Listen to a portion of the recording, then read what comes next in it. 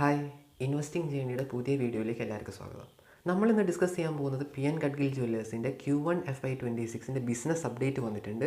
കണ്ടപ്പം ഭയങ്കര ഇൻട്രസ്റ്റിംഗ് ആയിട്ട് തോന്നി. കാരണം ഒറ്റ നോട്ടത്തിൽ ആരാണെങ്കിലും തോന്നുക ഭയങ്കര മോശം റിസൾട്ടാണെന്നാണ്. പക്ഷേ നമ്മൾ ഡീറ്റെയിൽ ആയിട്ട് പഠിക്കുമ്പോഴേ മനസ്സിലാവുള്ളൂ അടിപൊളി റിസൾട്ടാണ് അവർ കൊണ്ടുവന്നതെന്നുള്ളത്. അപ്പോൾ ഞാൻ എന്തൊക്കെയാണെന്ന് പറഞ്ഞുതരാം. അവരുടെ മൊത്തം റവന്യൂയുടെ 70.3% വരുന്നത് റീറ്റെയിൽ സെഗ്മെൻറ്റിൽ നിന്നാണ്.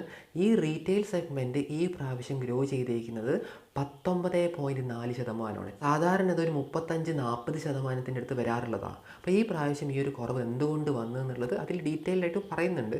അതിന് കാരണം ഗുഡി പഡ്വ എന്ന് പറയുന്ന ഒരു ഫെസ്റ്റിവൽ ഉണ്ട്.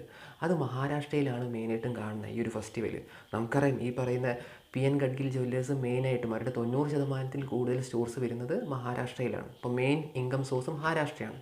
അപ്പം അവിടെ എന്താ സംഭവിച്ചതെന്ന് പറഞ്ഞിട്ടുണ്ടെങ്കിൽ ഈ പ്രാവശ്യം ഗുഡി പഡ്വ മാർച്ച് 30 കഴിഞ്ഞ പ്രാവശ്യം Q1 ഇത് വന്നിട്ട് ഏപ്രിൽ 9 കഴിഞ്ഞ പ്രാവശ്യം. ഈ പ്രാവശ്യം വന്നിട്ട് മാർച്ച് 30. അപ്പോൾ എന്താ സംഭവിച്ചതെന്ന് പറഞ്ഞിട്ടുണ്ടെങ്കിൽ ആ ഗുഡി പഡ്വേൻ്റെ റവന്യൂ വന്നിട്ട് കഴിഞ്ഞ മാർച്ചിലാണ് ഉണ്ടായിരുന്നത്. ഈ പ്രാവശ്യം അതുകൊണ്ട് എന്തായി പ്രശ്നം, കഴിഞ്ഞ പ്രാവശ്യത്തെ Q1 വെച്ച് കമ്പയർ ചെയ്യുമ്പം റവന്യൂ കുറഞ്ഞ പോലത്തെ ഒരു ഫീലിംഗ് നമുക്കുണ്ടാവും അല്ലെ. റവന്യൂ കുറയാന്ന് പറയുമ്പോൾ സാധാരണഗതിയിൽ 35-40% ഗ്രോത്ത് കാണിക്കുന്ന ഇവർ ഈ പ്രാവശ്യം കാണിച്ചിരിക്കുന്നത് എത്രയാണ്, 19.4%. അപ്പോൾ കാണുമ്പോൾ തന്നെ നമ്മൾ എന്താ വിചാരിക്കുക, കമ്പനി മോശം പെർഫോമൻസ് ആണെന്ന് വിചാരിക്കും. പക്ഷേ അങ്ങനെയല്ല, ഇതാണ് കാര്യം. അപ്പോൾ എന്തുകൊണ്ടാണ് നമുക്കിത് എടുക്കാൻ പറ്റാത്ത, അതായത് ഈ ഒരു ഗുഡി പാടുക എന്ന് പറയുന്ന സംഭവം അത് ഈ പ്രാവശ്യവും അവർക്ക് നല്ല രീതിയിൽ ഗ്രോത്ത് കിട്ടിയിട്ടുണ്ട്.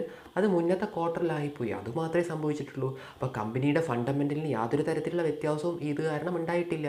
അപ്പോൾ നമുക്ക് പേടിക്കേണ്ട കാര്യമില്ല. നമുക്ക് ധൈര്യമായിട്ട് എന്ത് ചെയ്യാം, നമുക്ക് എന്താണോ നമ്മുടെ സ്റ്റാറ്റസ്, അതായത് നമ്മൾ ഇൻവെസ്റ്റഡ് ആണെങ്കിൽ നമുക്ക് ഇൻവെസ്റ്റ് ആയിട്ട് മുന്നോട്ട് പോകുക എന്നുള്ളൊരു സംഭവമാണ് ഇതിൽ നിന്ന് എനിക്ക് മനസ്സിലാക്കാൻ പറ്റിയിട്ടുള്ളത്. പിന്നെ ഇവരുടെ ഇ-കൊമേഴ്സ് വിഭാഗം 126% ഗ്രോത്ത് കൊണ്ടുവന്നിട്ടുണ്ട്.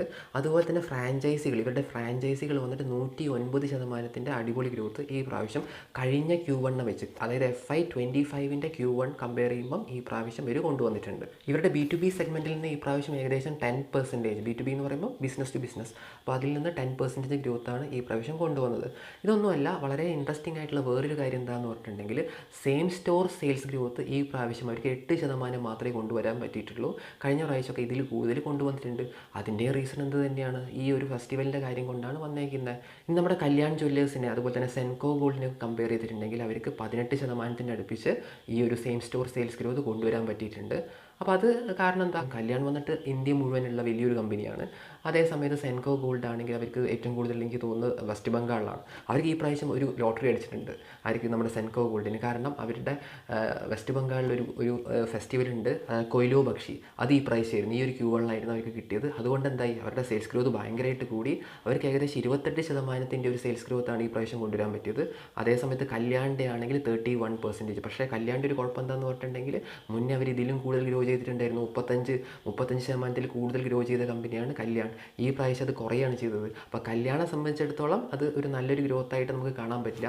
ഇപ്പോൾ ഏകദേശം നമ്മൾ നോക്കിക്കഴിഞ്ഞിട്ടുണ്ടെങ്കിൽ കല്യാണിൻ്റെയും അതുപോലെ തന്നെ നമ്മുടെ പി.എൻ. ഗഡ്ഗിലിൻ്റെയും ഒക്കെ ഏകദേശം സെയിം ആയി ആ ഒരു ലെവലിലോട്ട് മാറിക്കഴിഞ്ഞു എന്നാണ് ഈ ഒരു സംഭവം ഈ പ്രാവശ്യത്തെ റിസൾട്ടോട് കൂടി നമുക്ക് മനസ്സിലാക്കാൻ വേണ്ടി പറ്റുന്നത്. പിന്നെ ഇതിലത്തെ ഒരു കാര്യം എന്താണെന്ന് പറഞ്ഞിട്ടുണ്ടെങ്കിൽ അക്ഷയ തൃതീയ ഈ പ്രാവശ്യം വന്നിട്ടുണ്ടായിരുന്നു. അതിൽ കഴിഞ്ഞ വർഷത്തെ അക്ഷയ തൃതീയനേക്കാളും 35.1% ഗ്രോത്ത് നമ്മുടെ കമ്പനി, നമ്മുടെ പി.എൻ. ഗഡ്ഗിലിന് ഈ പ്രാവശ്യം കൊണ്ടുവരാൻ പറ്റിയിട്ടുണ്ട് കേട്ടോ. ഈ ക്വാർട്ടറിൽ അവർ പിന്നെ 2 സ്റ്റോഴ്സ്, ഒരു ഫോക്കോ സ്റ്റോറും ഒരു കോക്കോ സ്റ്റോറും കൊണ്ടുവന്നിട്ടുണ്ട്. കോക്കോ സ്റ്റോർ എന്ന് പറഞ്ഞിട്ടുണ്ടെങ്കിൽ അവരുടെ സ്വന്തം സ്റ്റോഴ്സാണ്. ഫോക്കോ സ്റ്റോർ എന്ന് പറയുന്നത് ഫ്രാഞ്ചൈസിയാണ്. അപ്പോൾ ഒരു ഫ്രാഞ്ചൈസിയും ഒരു സ്വന്തം സ്റ്റോറും തുറക്കാൻ ഈ പ്രാവശ്യം അവർക്ക് പറ്റിയിട്ടുണ്ട്. പിന്നെ ഈ ഒരു ഫിനാൻഷ്യൽ ഇയർ എൻഡിങ്ങോടുകൂടി അവർക്ക് 20 മുതൽ 25 സ്റ്റോഴ്സ് ആഡ് ചെയ്യാൻ പറ്റുമെന്ന് പറയുന്നുണ്ട്. അപ്പോൾ ഇതൊക്കെ വന്നു കഴിഞ്ഞിട്ടുണ്ടെങ്കിൽ നല്ല രീതിയിൽ തന്നെ ഈ ഒരു കമ്പനി ഗ്രോ ചെയ്യുമെന്നാണ് ഞാൻ വിചാരിക്കുന്നത്. നമുക്കൊന്നും പറയാൻ പറ്റില്ല, നമുക്ക് എന്തായാലും ട്രാക്ക് ചെയ്യാം. അപ്പോൾ നിങ്ങൾക്ക് ഇതിനെക്കുറിച്ച് എന്തെങ്കിലും ഡൗട്ടോ കാര്യങ്ങളൊക്കെ ഉണ്ടെങ്കിൽ തീർച്ചയായിട്ടും കമൻറ്റ് ചെയ്യുക. പിന്നെ ഇതൊരു ബൈ ഓർ സെൽ റെക്കമെൻഡേഷൻ ഒന്നുമല്ല. അപ്പോൾ അടുത്ത വീഡിയോ ആയിട്ട് നമുക്ക് വീണ്ടും കാണാം. ബൈ.